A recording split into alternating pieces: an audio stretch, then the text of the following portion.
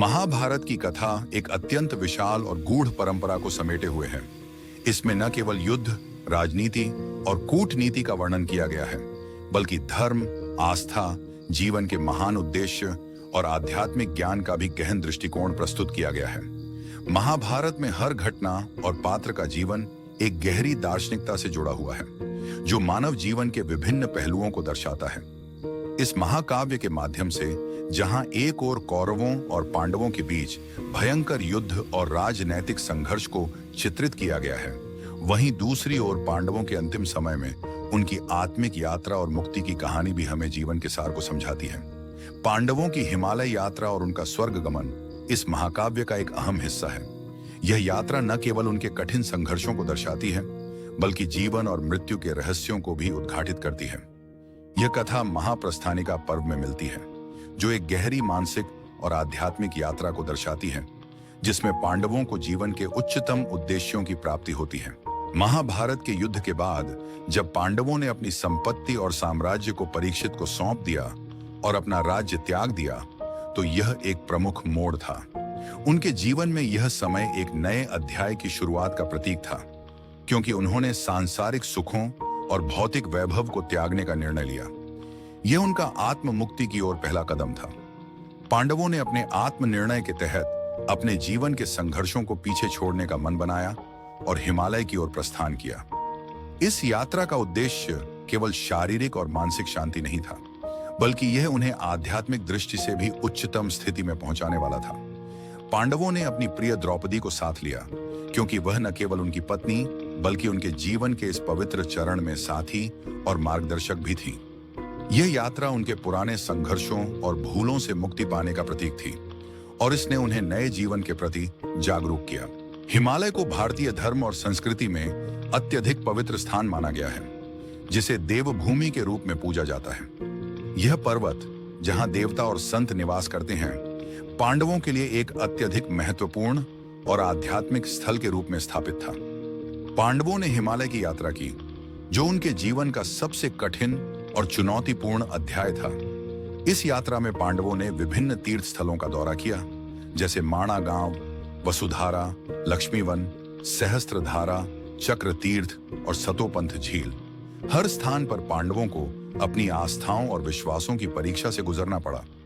हिमालय की ऊंची चोटियां, ठंडी हवाएं और शारीरिक कठिनाइयां उनकी आंतरिक शक्ति को परखने का अवसर थी।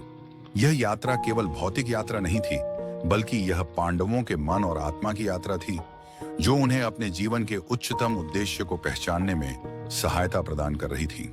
हिमालय की यात्रा के दौरान पांडवों और द्रौपदी के बीच का गहरा संबंध और उनके समर्पण का प्रतीक था। धीरे धीरे पांडवों ने अपने देहों का त्याग करना शुरू किया। यह केवल शारीरिक मृत्यु का संकेत नहीं था, बल्कि एक मानसिक और आध्यात्मिक पुनर्जन्म की ओर उनका कदम था। पहले द्रौपदी ने हिमालय के कठिन रास्ते में देह त्याग किया। उसके बाद क्रमशः भीम, अर्जुन, नकुल और सहदेव ने भी अपनी देह को छोड़ दिया। यह उन सभी के लिए एक उच्चतम आध्यात्मिक स्थिति की प्राप्ति का समय था। वे जानते थे कि इस संसार से मुक्ति पाने के लिए शरीर का त्याग करना आवश्यक था। अंतिम में युधिष्ठिर अपने कुत्ते के साथ अकेले यात्रा जारी रखते हैं। कुत्ता, जो प्रतीत होता था, वास्तव में युधिष्ठिर के साथ एक देवता के रूप में था, और इस यात्रा में उसे एक उच्चतर आध्यात्मिक संदेश देने के लिए भेजा गया था। जब युधिष्ठिर ने अपने अंतिम समय में अपने जीवन के सारे संघर्षों को त्याग दिया और अपनी यात्रा जारी रखी, तो उन्हें स्वर्ग जाने के लिए इंद्र का रथ मिला। यह दृश्य महाभारत की सबसे ऊंची आध्यात्मिक स्थिति को दर्शाता है, जहां युधिष्ठिर ने अपने जीवन के सभी कष्टों और दुखों को पार करते हुए अपने पूरे जीवन का पारितोषिक पाया। इंद्र ने उन्हें रथ में बैठाकर स्वर्ग की ओर प्रस्थान करने के लिए बुलाया, और युधिष्ठिर ने अपने भाइयों और द्रौपदी के साथ बिताए गए समय की स्मृतियों को संजोते हुए अपने शरीर को आत्मसात किया। यह स्वर्ग की यात्रा एक गहरी दार्शनिकता का प्रतीक थी, जो दर्शाती है कि जीवन की उच्चतम स्थिति तब आती है जब व्यक्ति अपने समस्त सांसारिक भूतकाल को छोड़कर अपने आध्यात्मिक उद्देश्य की ओर बढ़ता है। पांडवों की हिमालय यात्रा के दौरान उन्होंने अनेक स्थानों पर अपने निशान और अवशेष छोड़े, खासकर उत्तराखंड के विभिन्न हिस्सों में जहां पांडवों ने अपनी यात्रा की थी। आज भी उन स्थानों पर उनके अस्त्र शस्त्र, समाधियां और अन्य धार्मिक प्रतीक मिलते हैं। कई स्थानों पर लोग मानते हैं कि पांडवों के द्वारा छोड़े गए ये अवशेष उनकी दिव्य यात्रा और महान कार्यों का प्रतीक हैं। इन स्थानों पर श्रद्धालु और भक्त आकर पूजा अर्चना करते हैं और यह स्थल धार्मिक पर्यटन के प्रमुख केंद्र बने हुए हैं। पांडवों के अस्त्र और शस्त्र जो कभी उनके युद्धों और संघर्षों का हिस्सा थे, अब लोगों के विश्वासों और आस्थाओं का प्रतीक बन चुके हैं। पांडवों की हिमालय यात्रा न केवल उनके भौतिक यात्रा का एक भाग थी, बल्कि यह एक आध्यात्मिक यात्रा भी थी जो उनके आत्म मुक्ति की ओर बढ़ने का प्रतीक थी। जैसे जैसे पांडव हिमालय की ओर बढ़े, उनके द्वारा छोड़े गए निशान और अवशेष न केवल उनकी यात्रा का प्रमाण बने, बल्कि इन स्थानों को श्रद्धालुओं और भक्तों के लिए तीर्थ स्थल बना दिया।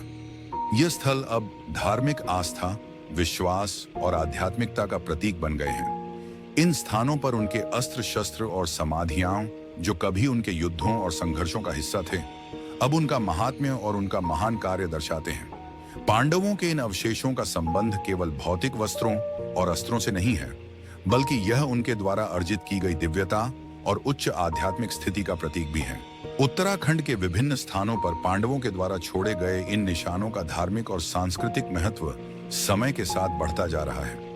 लोग मानते हैं कि इन अवशेषों से न केवल पांडवों के अद्भुत सामर्थ्य और संघर्षों का पता चलता है, बल्कि यह भी संकेत मिलता है कि पांडवों ने अपने जीवन के अंत में एक उच्चतम आध्यात्मिक स्थिति की प्राप्ति की। ये अवशेष उन स्थानों की भूमि में समाहित हो गए हैं जहां पांडवों ने अपनी यात्रा पूरी की थी। श्रद्धालु इन स्थानों पर जाकर पूजा अर्चना करते हैं और यह विश्वास करते हैं कि पांडवों के अस्तित्व से उन्हें आशीर्वाद और दिव्य शक्ति मिलती है।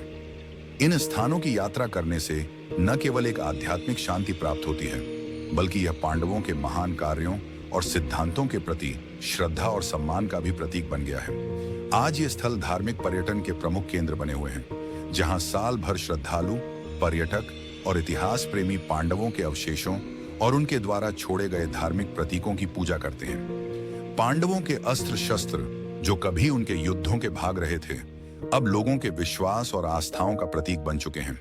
इन स्थलों पर जाकर लोग न केवल पांडवों की दिव्यता को महसूस करते हैं, बल्कि वे अपने जीवन के उद्देश्यों को समझने और आत्म मुक्ति की ओर बढ़ने के लिए प्रेरित होते हैं। उत्तराखंड के रुद्रप्रयाग जिले में पांडव सेरा नामक स्थान है, जिसे पांडवों से जोड़कर देखा जाता है। यहाँ के स्थानीय लोग यह मानते हैं कि पांडवों द्वारा रोपी गई धान की फसल आज भी अपने आप उगती है और यहाँ पांडवों के अस्त्र शस्त्र भी मिलते हैं। यह स्थान न केवल एक ऐतिहासिक और धार्मिक स्थल है, बल्कि यह पांडवों की दिव्यता और उनके विश्वासों का प्रतीक भी है। यहाँ आने वाले भक्तों को यह महसूस होता है कि वे पांडवों के महान कार्यों और धर्म के बारे में साक्षात अनुभव कर रहे हैं। यह स्थल आज भी धार्मिक तीर्थयात्रियों के लिए आस्था और विश्वास का केंद्र बना हुआ है। पांडवों की हिमालय यात्रा महाभारत के एक अत्यंत गहरे और प्रतीकात्मक अर्थ को दर्शाती है। यह यात्रा न केवल भौतिक यात्रा थी, बल्कि एक आत्मिक यात्रा भी थी। पांडवों ने अपने जीवन के सबसे कठिन संघर्षों को पार करते हुए हर सांसारिक बंधन को छोड़कर आत्म मुक्ति की ओर कदम बढ़ाया। उनके स्वर्ग गमन के दौरान उन्होंने हमें यह शिक्षा दी कि जीवन की वास्तविकता को समझने के लिए हमें अपने सभी सांसारिक कष्टों और इच्छाओं से ऊपर उठना चाहिए। महाभारत की इस कथा ने हमें यह सिखाया कि जीवन का उद्देश्य केवल भौतिक सुखों का पालन करना नहीं, बल्कि आध्यात्मिक उन्नति और आत्म मुक्ति की ओर कदम बढ़ाना है। पांडवों की यात्रा न केवल धार्मिक और आध्यात्मिक दृष्टिकोण से महत्वपूर्ण है, बल्कि यह हमें जीवन के अंतिम उद्देश्य के बारे में भी गहरे विचार करने के लिए प्रेरित करती है।